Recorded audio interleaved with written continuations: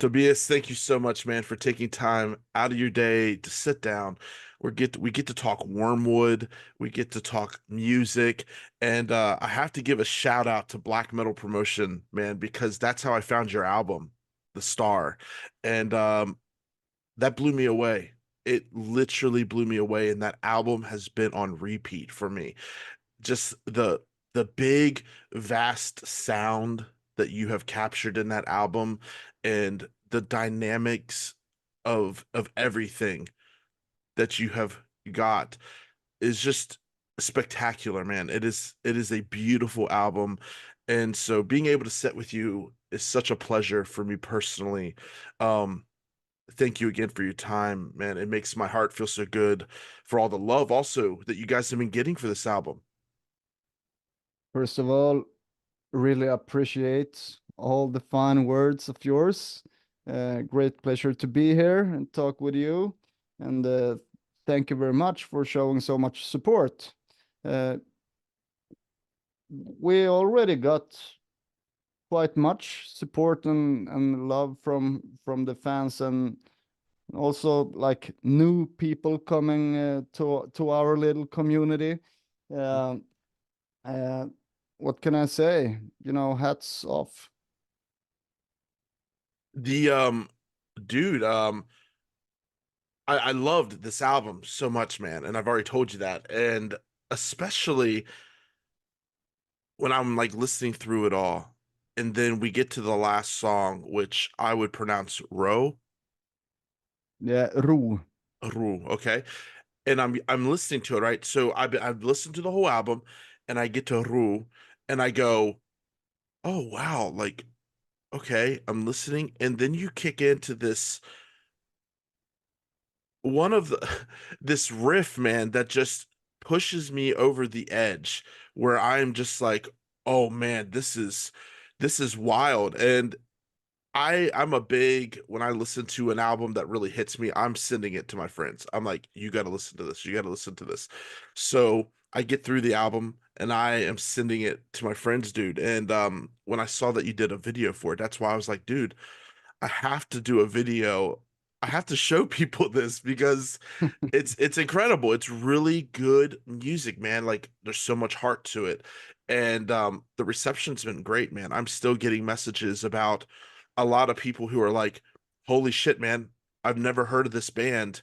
I've added it to my Spotify, I've added it to my playlist." And I love that, man. I Yeah. love Feel free to share and whatever you want to do with it. yeah. So yeah, thanks a lot, man. So dude, the album is out. How are you doing now that it's out and moving? Oh well, it was quite like exciting time before the release, because me myself and the other guys in the band was really like proud of what we made. Uh, so it was like I cannot wait until it's released, because I really want to push this up people's face this time. Uh, every time we released something, it's kind of like the same feeling. But for this album, I was like, I really I can stand for every single note on this album, because it was very important to me on a personal level. This album, uh, to me, it's very authentic and real, connected to real emotions. It's not just another metal album where it's some cool riffs. It really means something, uh, connected to how my personal life was when most of the song was written. So all the emotional stuff you can hear on the record, it's 100% the real deal. Uh, so for me to get the album released was also to release a lot of pain uh, from myself.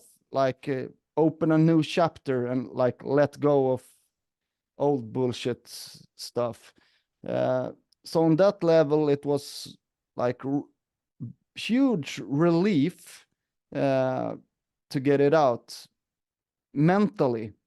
It was like a milestone uh, in my way forward. Uh, so for me personally, and the other guys in the band, of course, everyone was happy with what we have recorded, and yeah, People, I believe, are can hear authenticity in music. And when when a group of people can come together and be in one mind and create something like you have created with the star, there's a reason why so many people have been drawn to this album. I mean, we when I listen to it, you can feel the emotion, you can feel the heart. And I don't know you. I don't know you at all, but yet I could feel what is going on. There's something deep here, and I think that's why the album resonates so hard. It's very rewarding for an yeah. artist to to be able to, first of all, be vulnerable, and second of all, allow people to feel that pain that you are, or that vulnerability that you're pouring out into your music. Well, I think music is it's more than a hobby, uh, and me myself and like every other band guys or girls who has been dealing with music since childhood, I guess. uh, I think everyone who is an artist in some kind of way can agree on that music is not just a hobby, it's like therapeutic. It's like a universal language that everybody will understand, that is very important for the person who's performing it and writing it, uh, especially in all these genres, not only metal, of course, all the music genres that want to say something. uh, Mhm. our music is not a product, it's something else. It's like timestamp or something like that from where we were make when we made the songs. Uh, it's really abstract. I get really abstract when I I love talk it. It's about almost like a music, book. and The album's like a yeah, chapter of life. Like, it's not just, oh, exactly. this is an album. It's Yeah, and it's not just my band. I think most songwriters can somehow agree or at least understand what I'm talking about. Uh, Filmmakers, authors, painters, whatever. I think we all the creative people share that kind of core. I love that you said this is kind of like a milestone. This isn't just us making an album. This is kind of like this is a point of life where this signifies the next chapter. 100%. Brilliant. 100%. And of course, everyone likes to some degree to get positive feedback, of Mhm. course, but it's not the main goal with it. It's just a bonus. uh, I would still have done perhaps probably the same record without anyone noticing it or hearing it. It would still be like the same thing for me. Of course, all the support is most welcome, and it makes us grow as a band thumbs up, no doubt about it. But You guys have transcended beyond the, okay, let's make music so that we can, become famous and rich. This is a deep passion project. it is otherwise otherwise we would have picked another style of music, I guess. But you guys have, speaking of that, you have, kind of really found your sound, especially with this latest album, because from where you started with Wormwood to now, you know, there's been some Yeah, transitioning, correct? I think like it found its home like organically. Hmm. Uh, when we started out Wormwood 10 years ago, we had some kind of ambition to play black and roll, whatever that means.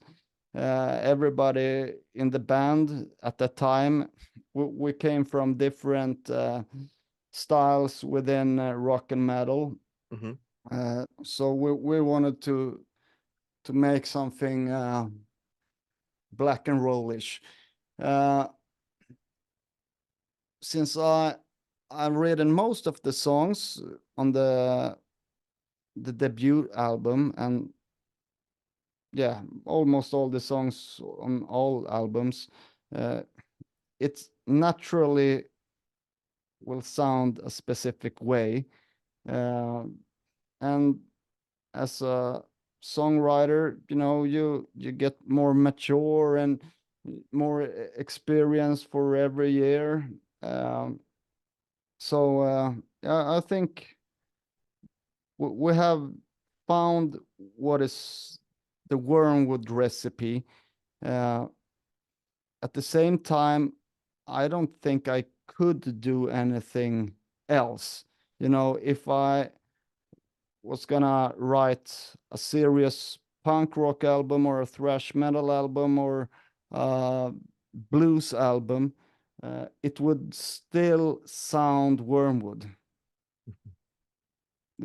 Uh, and I can't explain why, because You've all developed your sound. musicians, Yeah. yeah, but all the musicians got uh, their go-to notes and scales and like vibes. Hmm. So yeah, I guess I could write a punk rock album, and you would hear that this is a punk version Wormwood or a blues version Wormwood. Or Yeah. I haven't tried it yet, but it would be a cool experiment. That would be cool.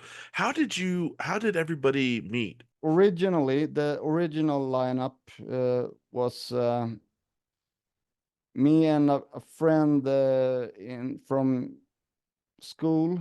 We were talking about putting together a band, because my band prior to this one was going down the drain, and he was out of a band also. So we started to share some riffs and ideas. And I knew about this drummer who was really talented, really good drummer, a couple of years younger than us. So he was uh,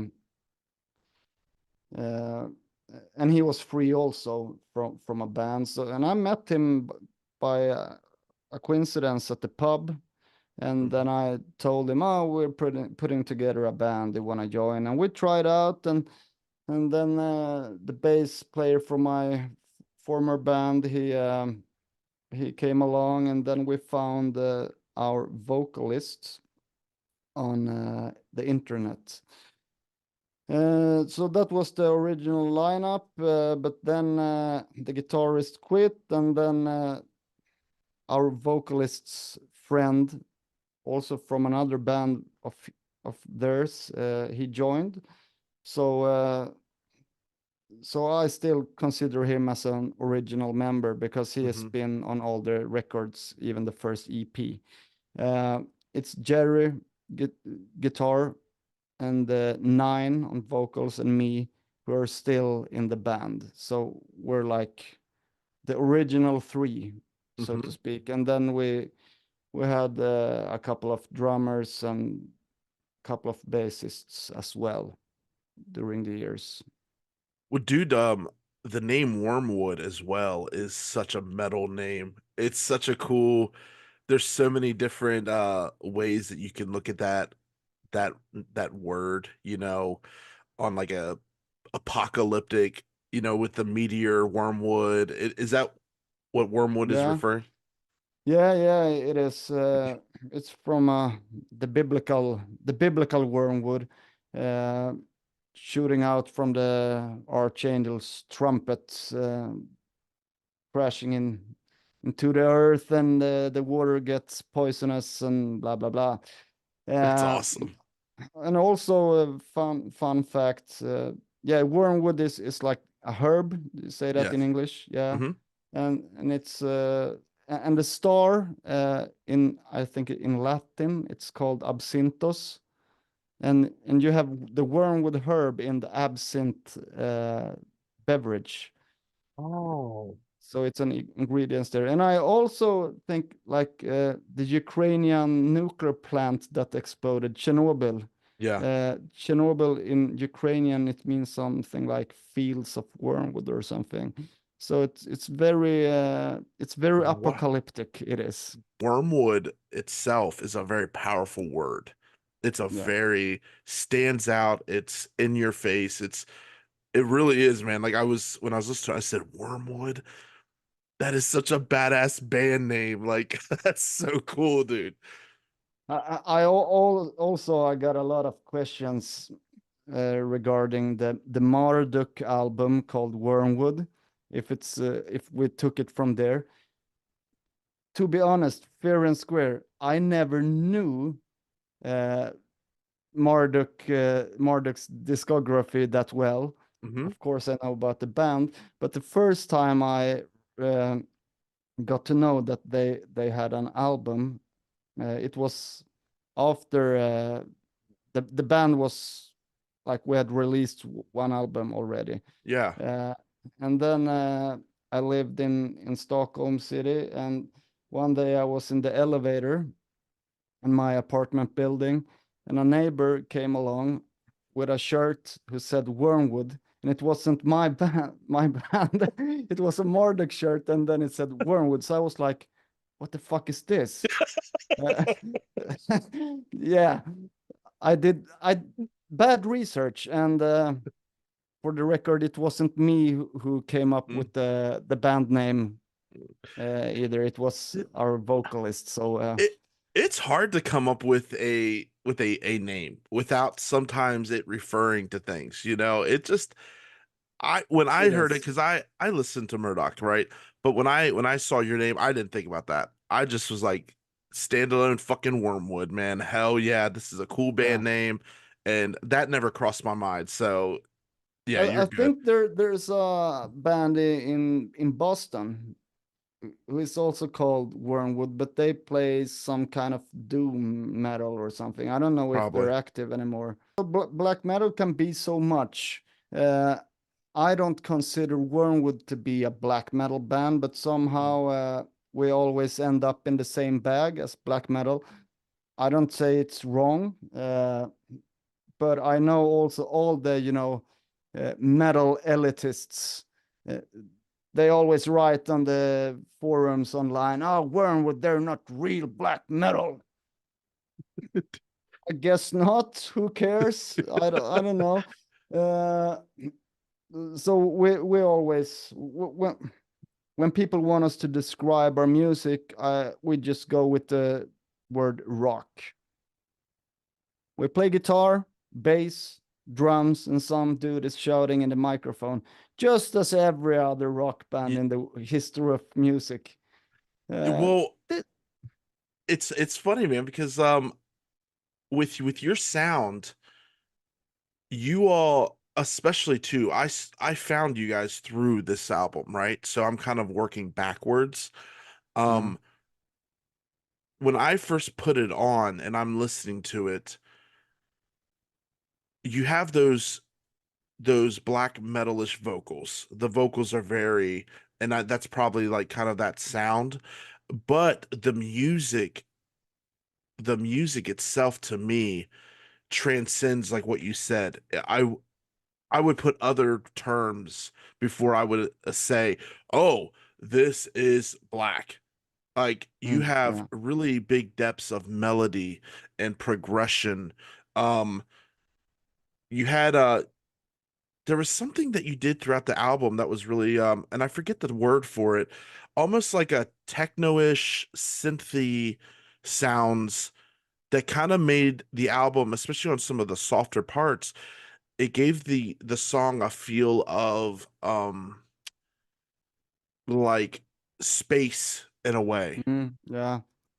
Uh, Actually, me and the vocalist, we are also fans of like ambient and the darker kind of synthwave stuff, Yeah, retro shit, you know. So a lot of the keyboards, the synths on the album is actually old analog synths, and some parts I also recorded onto a cassette tape and then back to the computer to get all this like natural glitches and mishappenings that only analog equipment can give.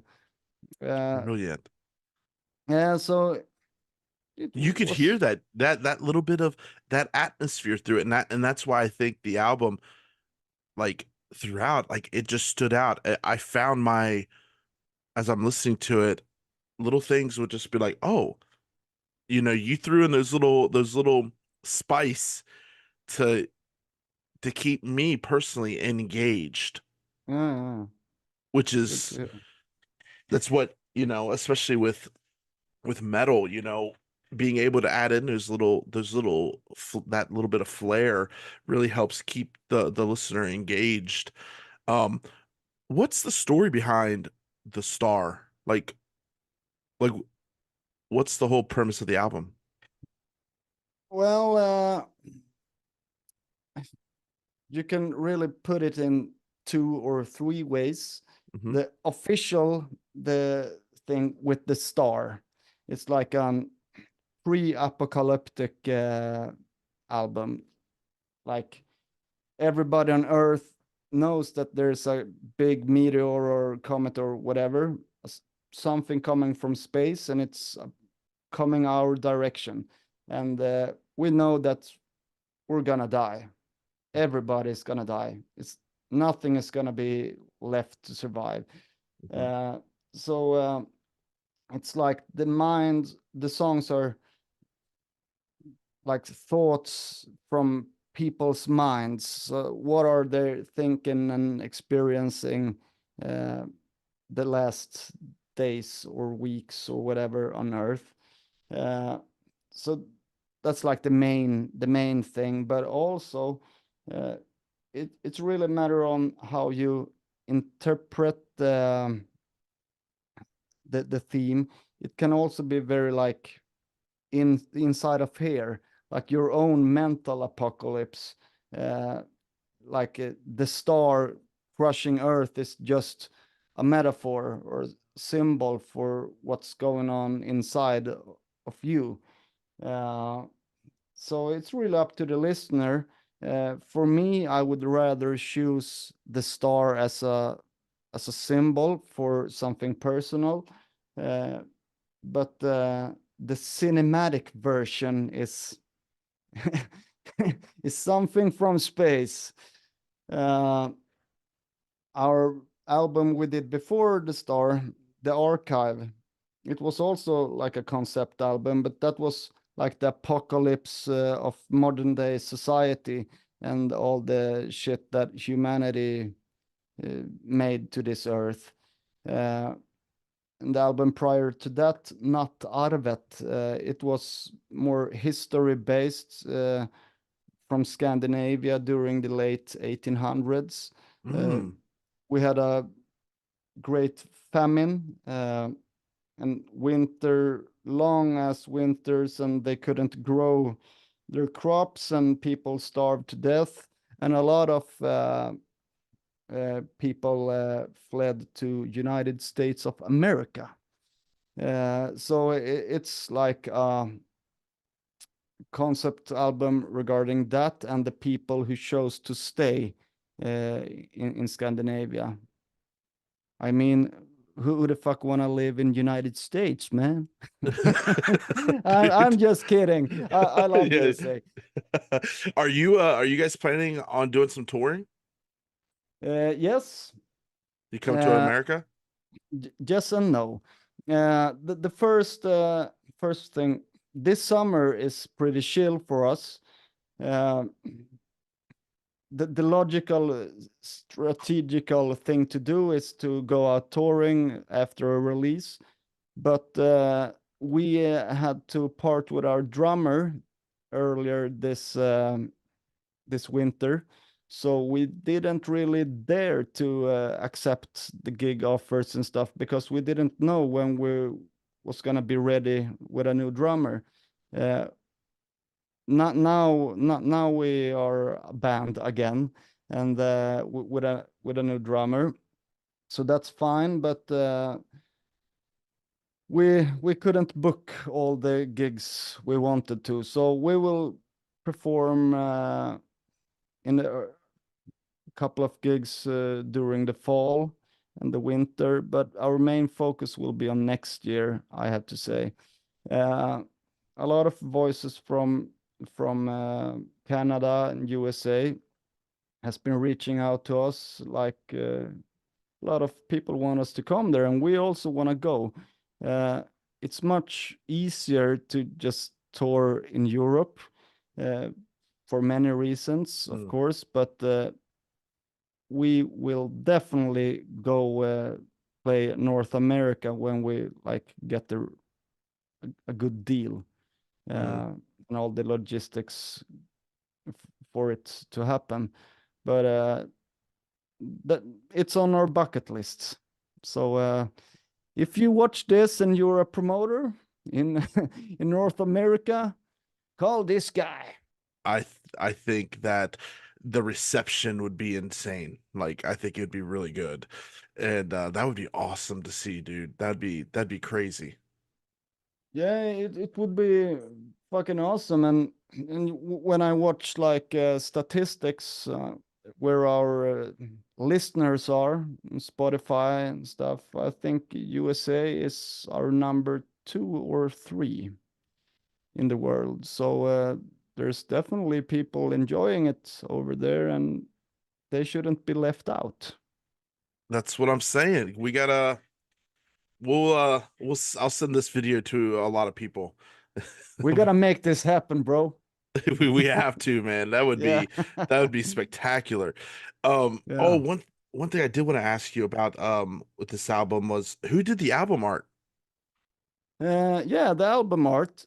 First of all, it's really cool, right? It's really Uh, fucking cool.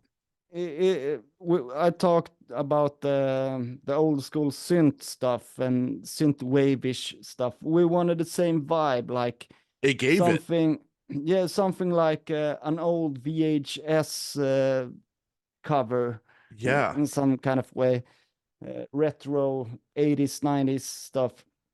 Uh, a guy called Solo Marcello from Italy.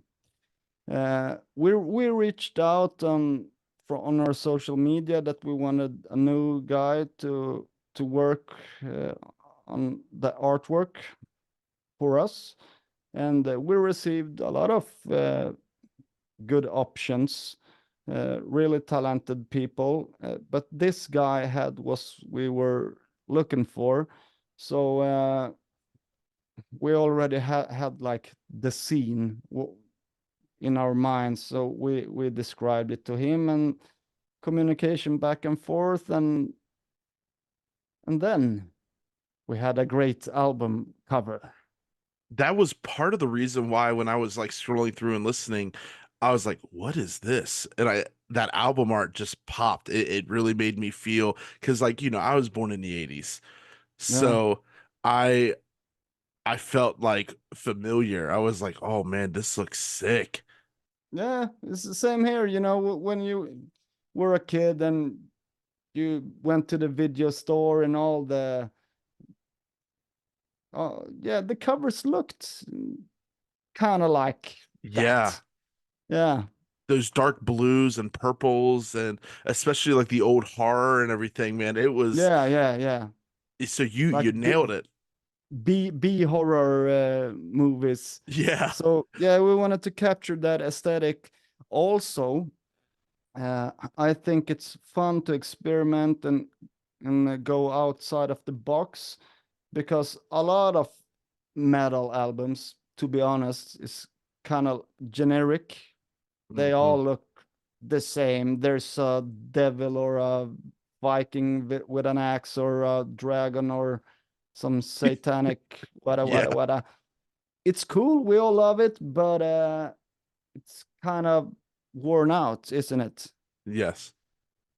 Uh, no shame on the true old schoolers who want to go that For direction. sure, for sure. I, I love it, but I don't personally.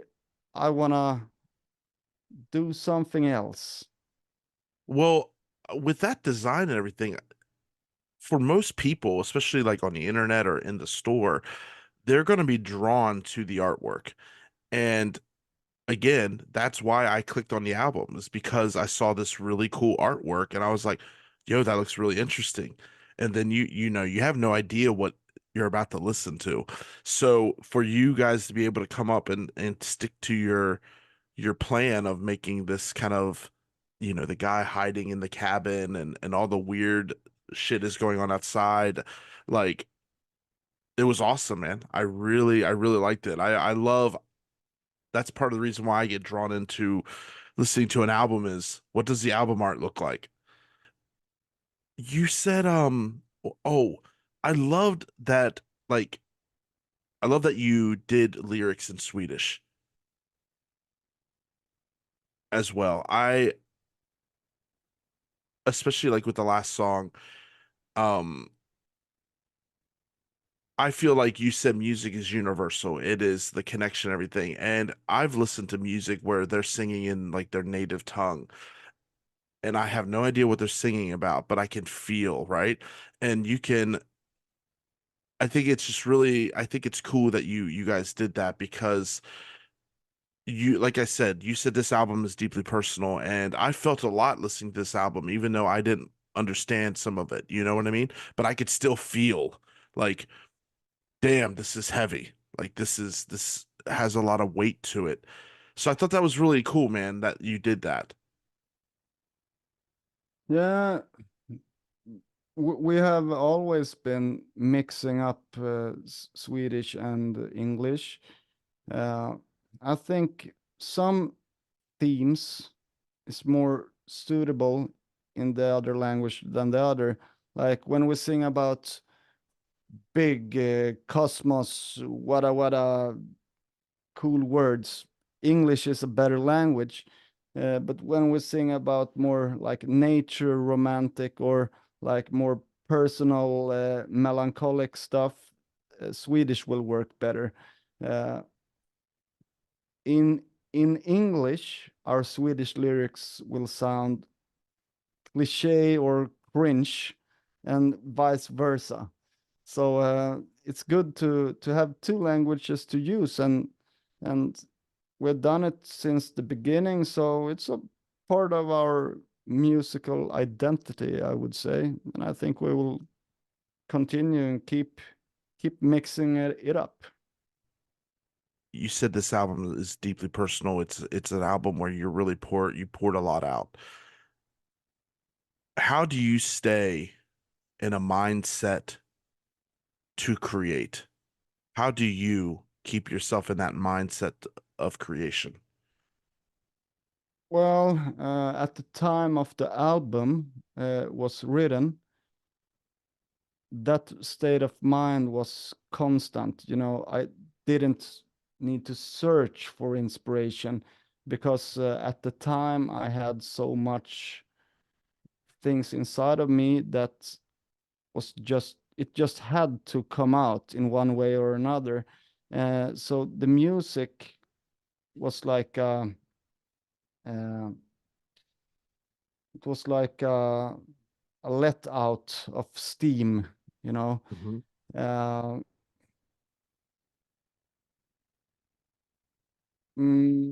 if I compare it to where I am right now in life, Mhm. I, I'm too happy to be able to write an album. uh, so that's why it's good, you know. The shit happens in cycles, and then you have to fight to get back up on the horseback and ride, and then you'll eventually fall and dig through the mud, you know, and fight your inner demons and whatever is going on, and then you know it's time to write another album. Because I think, at least in the metal genre, at least in Wormwood, we need real emotions.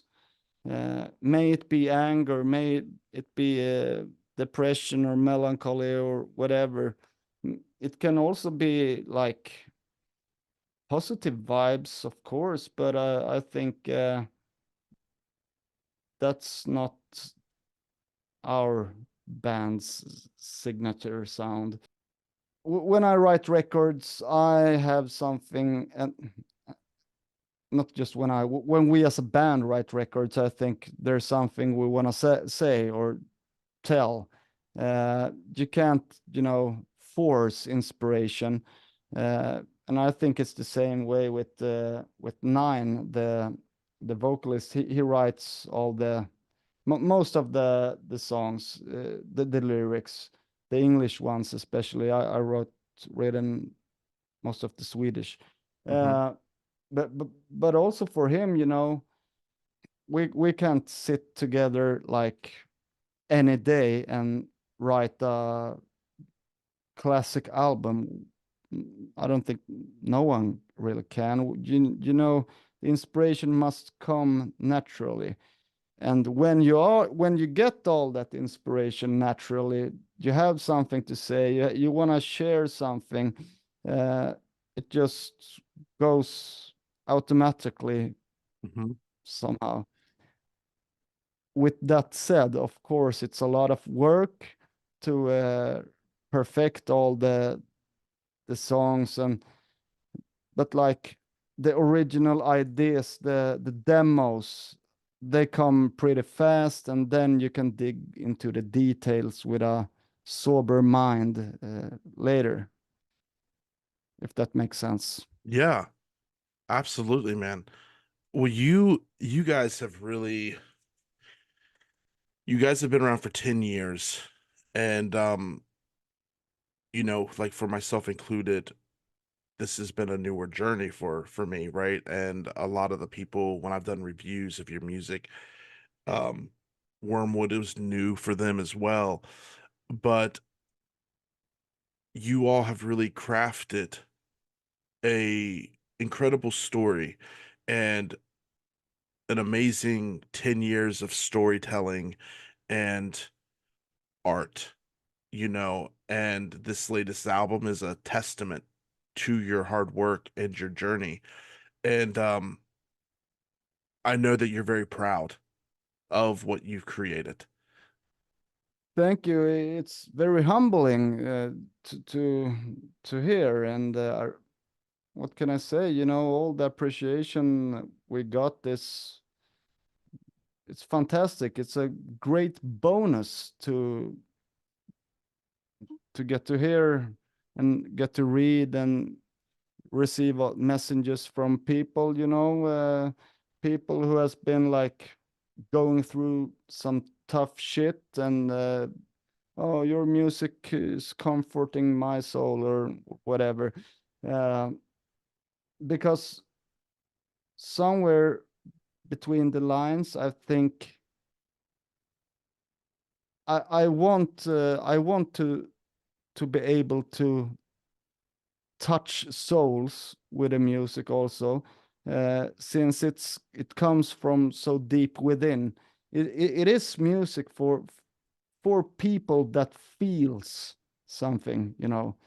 Um, it's hard, really hard to describe this. It's abstract, and uh, English No, is not my I first understand. language, but it's made for feelers. This music is this music has depth. It has layers, and those people that have that kind of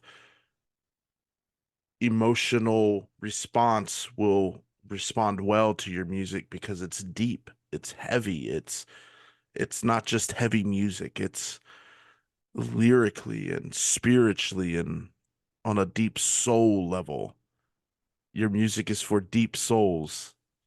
Yeah, it's your words, but I agree. Uh, I will not s- say it in another way. I do understand what you mean though. Like I said, I too am a natural empathic type person. I feel a lot, and I'm always thinking. Very Yeah. people give me a hard time because they go, Tommy, you're always so deep, like in your brain, like your mind. You're always thinking so deep, and so I'm drawn to this kind of music because it's deep. Yeah, music is it's really important. We need it, man. It's a Yeah. bridge.